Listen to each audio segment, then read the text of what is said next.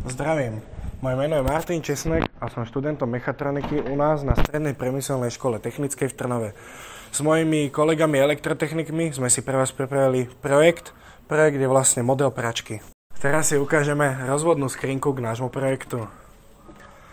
V rozvodnej skrinke sa nachádza kombinovaný istič s prúdovým chráničom, 3 stykače, relé a programovateľné relé. Teraz si ukážeme náš model pračky, ktorý nám bude teda simulovať pranie. Najprv si zapneme pračku a teraz spustíme program prania. Momentálne sa nám do pračky napúšťa voda. Každý z týchto programov tuto bude signalizovaný po dobu 10 sekúnd. Teraz sa nám momentálne ohrieva voda, neskôr sa presunie do bubna.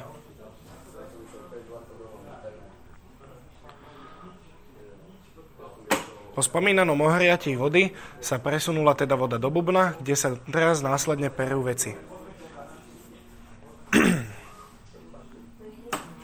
Teraz prebieha momentálne vypúšťanie vody, znova sa nám potom zasvieti zelená v motore bubna, ktorá bude signalizovať žmýchanie.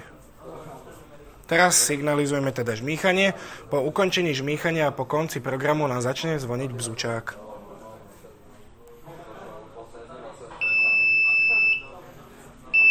Aby nám tu bzučák nezvonil neviem koľko, stlačíme emergency stop.